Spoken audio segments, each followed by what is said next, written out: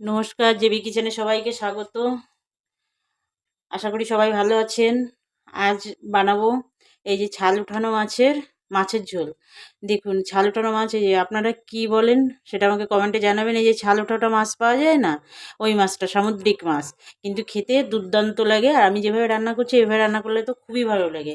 আমি 6 পিস মাছ নিয়েছি, আর নিয়েছি 4টে আলু নিয়েছি, একটু চুই ঝাল, এটা আপনারা খান কিনা জানি না, নিয়েছি লঙ্কা নিয়েছি। খেতে কিন্তু ভালো লাগে, চুই ঝালটা ঝাল ঝাল লাগে, একটা অদ্ভুত ধরনের টেস্ট আসে। এই আদা বাটা নিয়েছি, রসুন বাটা নিয়েছি, লঙ্কা গুঁড়ো, ধনে গুঁড়ো, জিরে গুঁড়ো, একটু গোলমরিচ গুঁড়ো নিয়েছি, একটা টমেটো কুচি নিয়েছি, আর নিয়েছি এখানে লবণ হলুদ তো আছেই, গোটা জিরে, একটা শুকনো লঙ্কা, আর 4টে এলাচ নিয়েছি, একটু দারচিনি নিয়েছি, দুটো মিডিয়াম সাইজের পেঁয়াজ কুচিয়ে রেখেছি। আর আমি রান্নাটা করব সর্ষের তেলে। এই যে সর্ষের তেল নিয়েছি, সর্ষের তেলে যদি কারোর সমস্যা থাকে তাহলে সাদা তেলেও করতে পারেন। তাহলে দেখতে থাকুন আমি কিভাবে রান্নাটা করি। আমি এই মাছগুলো লবণ হলুদ আর একটু সর্ষের তেল মাখিয়ে 10 মিনিট রেখে দেবো। ততক্ষণ কড়াই গরম করে আমি আলুটা ভেজে নেব। তেল গরম হয়ে গেছে, এবার একটু হালকা লবণ দিয়ে আলুটা ভেজে নেব। মাছটা তো 10 মিনিট রেখে দিতে হবে, তারপরে ভাজবো, এই জন্য আলুটাকে ভেজে নিচ্ছি। আর মাছে তেল হলুদ আর লবণ লাগিয়েছি, তেল লাগিয়েছি, তার মানে আঁশ ছাড়া মাছ তো ভাজতে গেলে ফাটে, এই জন্য একটু সর্ষের তেল মাখিয়ে রেখে দিতে হয়, তাহলে একটু কম ফাটে। আলু ভাজা হয়ে গেছে, এবার আলুটা আমি তুলে নেব। এতে আমি হালকা লবণ আর একটু হলুদ দিয়ে ভেজেছি। হলুদ বেশি দিলে আবার তেল কালো হয়ে যাবে, এই জন্য আমি একদমই কম হলুদ দিয়েছি, সামান্য একটু হলুদ দিয়ে নিয়েছি। এবার এর মধ্যে আর একটু তেল দিয়ে আমি মাছটা ভেজে নেব। আমি 3 পিস করে মাছ ভাজা করব। মাছটা একটু লাল লাল করে ভাজতে হবে, এটা কড়া করে ভাজলে এই মাছটা খেতে বেশি ভালো লাগে। দেখুন,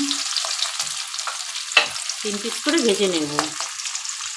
দেখুন বন্ধুরা, মাছগুলো ভাজা হচ্ছে, আঁশ ছাড়া মাছ, তবুও কম ফাটছে, তার মানে আমি তেল লাগিয়ে নিয়েছিলাম, তার জন্য আপনারাও লাগিয়ে নেবেন, তাহলে তেল ছোটার ভয়টা কম থাকে।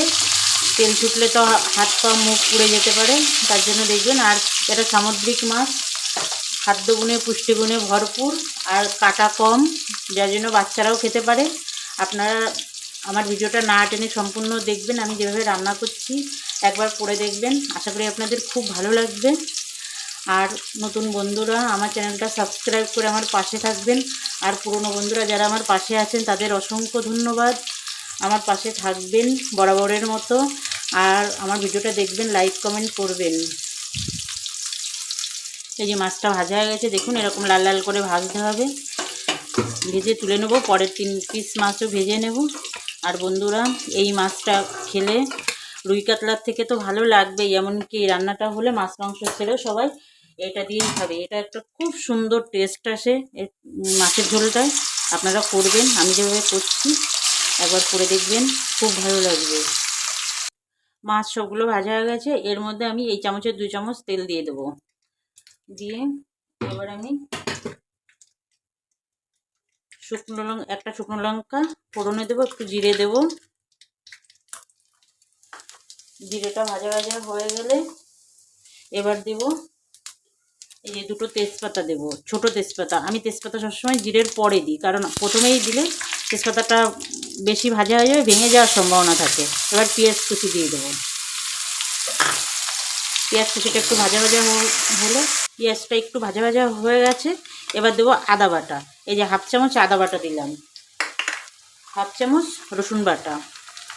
এটাকে একটু ভালো করে কষিয়ে নেব, কাঁচা গন্ধ যাওয়া পর্যন্ত কষাবো। পেঁয়াজ আদা রসুন সুন্দর ভাজা ভাজা সেন্ট বেরিয়ে গেছে, এবার 1/2 চামচ জিরে গুঁড়ো দেবো, 1/2 চামচ ধনে গুঁড়ো, আর দেব একটু গরম জল দিয়ে এটাকে কষাবো ভালো করে। আমি সবসময় বলি গরম জল ব্যবহার করার জন্য, গরম জল ব্যবহার করলে রান্নার স্বাদ অনেক গুণ বেড়ে যায়। এবার দেব হলুদ, হলুদ দেব, আর দেবো শুকনো লঙ্কা গুঁড়ো।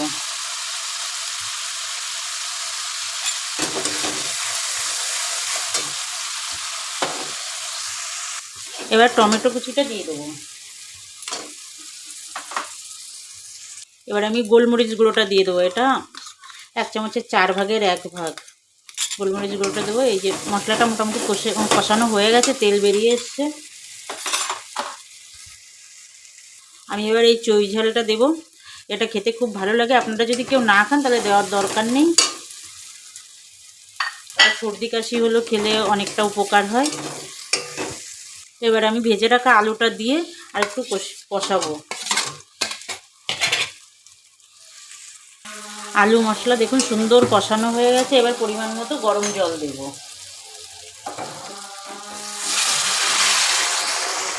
পরিমাণ মতো জল দিয়ে দিয়েছি, জল ফুটে উঠেছে। 4টে কাঁচা লঙ্কা দিয়ে দেব আর দেব স্বাদ মতো লবণ।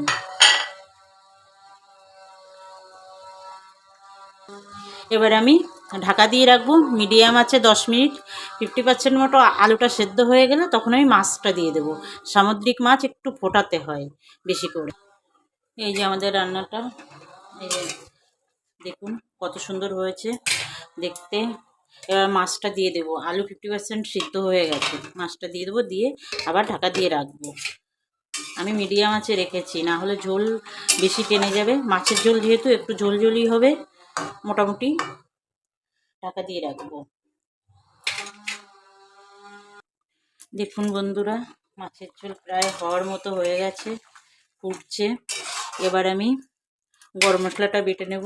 4টে এলাচ, 2 টুকরো দারচিনি, 1টা লবঙ্গ আমি বেটে নেব। মাছের ঝোলটা বন্ধুরা আমার হয়ে গেছে। এবার আমি গ্যাস অফ করে গরম মশলাটা দিয়ে 2 মিনিট ঢাকা দিয়ে রাখবো। গ্যাস অফ করে দিলাম। এবার গরম মশলাটা দেব, বাটা গরম মশলাটা দিয়ে 2 মিনিট ঢাকা দিয়ে রাখবো। 2 মিনিট হয়ে গেছে। দেখুন বন্ধুরা কি সুন্দর দেখতে হয়েছে, খেতে টেস্টও অতুলনীয়। একবার বানাবেন আমি যেভাবে বানালাম। এবার আমি নামিয়ে নেব। এই যে নামিয়ে নিয়েছি বন্ধুরা, দেখুন কত সুন্দর লাগছে। আপনাদের কাছে অনুরোধ আপনারা একবার বানাবেন আর আমার ভিডিও না টেনে শেষ পর্যন্ত দেখবেন। আর শেষ পর্যন্ত থাকার জন্য আপনাদেরকে অসংখ্য ধন্যবাদ। আর নতুন বন্ধুরা আমার চ্যানেলটা সাবস্ক্রাইব করে আমার পাশে থাকবেন। আর পুরনো বন্ধুরা যারা সাবস্ক্রাইব করেছেন তাদের অসংখ্য ধন্যবাদ। আমার পাশে থাকবেন, লাইক কমেন্ট করবেন। আজ তাহলে এই পর্যন্ত থাক, আবার দেখা হচ্ছে নতুন কোনো ভিডিওয়।